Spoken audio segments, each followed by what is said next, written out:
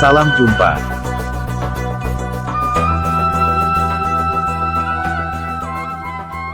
Salah satu tempat pembuangan dan perbudakan, yaitu Kastil Good Hope di Afrika Selatan, yang dikenal juga dengan Cape Town atau Tanjung Harapan. Kastil Harapan, dibangun oleh VOC, antara tahun 1666 dan 1679, kastil ini, merupakan pengganti benteng tua yang disebut, Fort de Goede, yang dibangun oleh Jan van Riebeeck saat datang di Tanjung Harapan pada tahun 1652. Dalam kurun waktu 1677 hingga 1699, tercatat 375 rakyat Indonesia yang menjadi budak di Cape Town. Sebagian mereka adalah ulama, penguasa, bangsawan, dicap sebagai bandit, pengkhianat, tukang bid'ah yang sesat. Perlawanan terhadap VOC, serta konflik dengan lingkungan keraton, yang tunduk pada kolonial, mengharuskan mereka terbuang dan menjadi budak.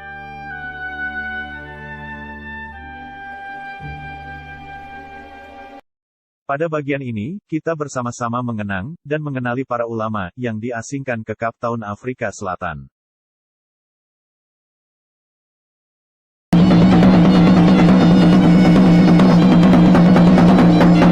Syekh Yusuf berasal dari Goa, adalah mufti Kesultanan Banten, masa pemerintahan Sultan Tirtayasa. Setelah peristiwa, penangkapan Sultan Tirtayasa, akibat pemberontakan oleh anaknya sendiri, Pangeran Haji. Syekh Yusuf masih melakukan perlawanan bersama pasukannya dengan bergerilya. Namun, pada tanggal 14 Desember tahun 1683, Belanda berhasil menangkap Syekh Yusuf di Sukapura atau Tasikmalaya. Syekh Yusuf kemudian dipenjara, yang lokasinya sering berpindah-pindah, dari Cirebon hingga ke Batavia. Setelah kurang lebih 6 bulan lamanya, Syekh Yusuf dipindahkan bersama keluarga dan beberapa orang lainnya ke daerah Ceylon, Sri Lanka untuk diasingkan. Setelah 9 tahun Syekh Yusuf berada di Sri Lanka, pada bulan Juli tahun 1693, Belanda mengasingkan Syekh Yusuf dan beberapa pengikutnya ke tempat yang lebih jauh lagi, yaitu di Cape Town, Afrika Selatan. Keberadaan Syekh Yusuf, berperan besar dalam perkembangan komunitas Muslim di Cape Town. Syekh Yusuf, kemudian wafat pada tanggal 23 Mei tahun 1699. Atas permintaan Sultan Abdul Jalil, jenazah Syekh Yusuf dipindahkan dan dibawa ke Goa oleh Belanda, pada bulan April tahun 1705, dan dikebumikan di Lakium, Sulawesi Selatan.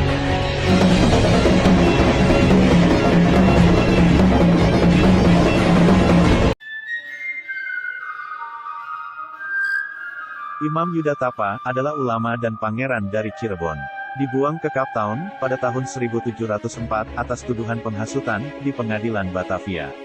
Ketika Kesultanan Cirebon, melakukan kerjasama memitran dengan Belanda, pada tahun 1681, banyak pangeran-pangeran yang menentang kebijaksanaan tersebut, terlebih, pada awal tahun 1700, selain memanfaatkan konflik masalah pribawa atau derajat, antara Sultan Sepuh, Sultan Anom, dan Wangsakerta, Belanda pun sudah mencampuri aturan hukum, atau pepakem Kesultanan Cirebon. Di Cape Town, Imam Yuda seperti halnya Syekh Yusuf, ditempatkan Belanda dengan keleluasan lebih, meski tetap bekerja layaknya budak lain. Selain sebagai ulama, Imam Yudatapa, dipercaya memiliki kekuatan supranatural oleh para pengikutnya di Cape Town. Rupanya, Imam Yudatapa dalam keterbatasannya, diam-diam menggalang para tahanan untuk melakukan pemberontakan. Dengan seruan jihad melawan Belanda yang dianggap kafir, serta ajimat, dan doa pemberian Imam Yudatapa, para tahanan pengikut Imam Yudatapa, melakukan pemberontakan pada tahun 1712.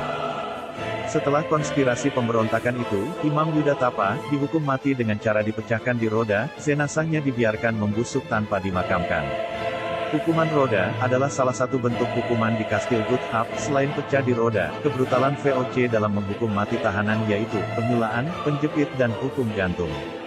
Dari sejak tahun 1687 sampai 1771, tercatat budak tahanan yang mendapat hukuman mati, di Kastil Good Hope, dengan pecah di roda berjumlah 141. Dengan hukum gantung berjumlah 102, dengan penjepit berjumlah 95, dan dengan penyulaan 6 orang. Imam Yudatapa, wafat dengan mengenaskan, beliau lebih memilih wafat sebagai syahid, padahal di pengadilan akan melakukan pengampunan, dengan syarat pengakuan, dan pertaruhan keimanannya. VOC, menganggap Imam Yudatapa, keras kepala, seorang bita sesat yang menjijikan. Dalam eksekusi itu, Imam Yuda tanpa ketakutan dan rintihan. disanjung, dan diiringi lantunan doa para pengikutnya. Kisah heroik dalam kebrutalan, yang tertutup, dan tak pernah dibicarakan di negeri ini. Entah mengapa.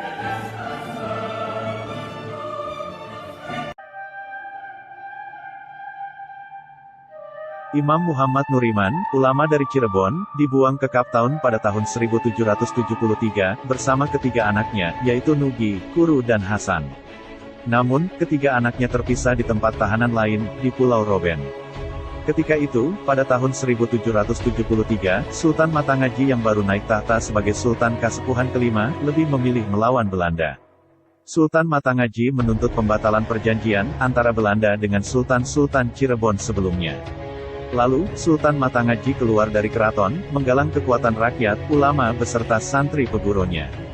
Selain Imam Muhammad Nuriman, pada bulan Februari dan April tahun 1773, Pengadilan Batavia membuang rombongan pemberontak Cirebon, yang berasal dari Gebang, Supra, serta seorang putri dari Keraton Kasepuhan.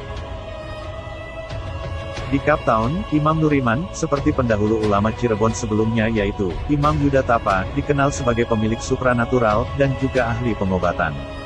Kala itu, supranatural dan perjuangan, dua sisi yang tak terpisahkan dari tokoh penggerak dalam melawan hegemoni VOC. Para budak tahanan, serta masyarakat sekitar mempercayai hal itu, beberapa doa-doa serta ajimat dari Imam Nuriman pun dimilikinya. Pada tahun 1786, terjadi lagi pemberontakan yang komandoi oleh Jonas Batavia, dan Sarip Mandar. Dalam pemberontakan ini, Imam Nuriman, dituding ikut melakukan konspirasi. Disebabkan para pemberontak membawa ajimat-ajimat pemberian Nuriman. Karena tak terbukti keterlibatannya dengan pemberontakan, akhirnya, pengadilan VOC memutuskan, Imam Muhammad Nuriman, tidak bersalah. Imam Nuriman wafat pada 1801, dikenal dengan Tuan Sekapi oleh masyarakat Cape Town.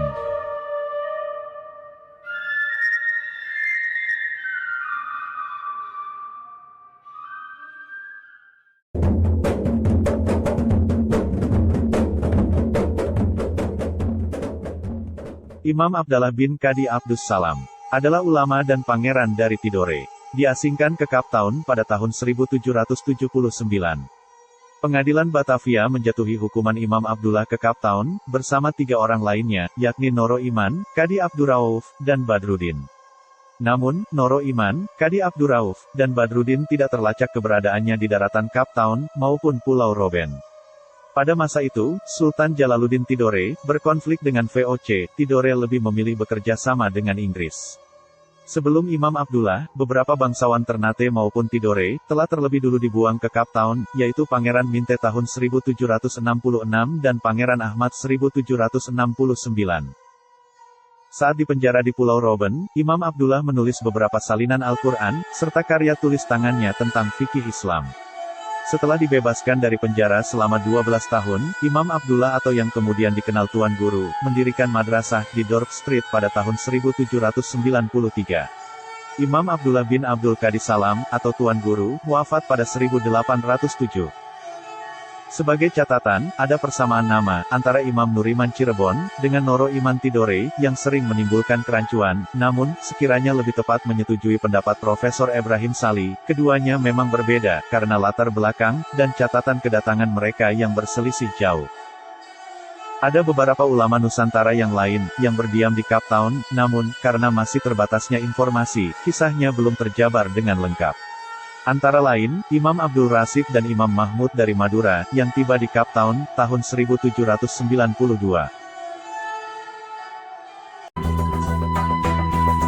Sekian, bagian pertama, dalam kisah pengasingan di Cape Town, tentang ulama Nusantara. Mohon berkenan, untuk menyimak kisah, dalam bagian selanjutnya. Semoga bermanfaat, salam.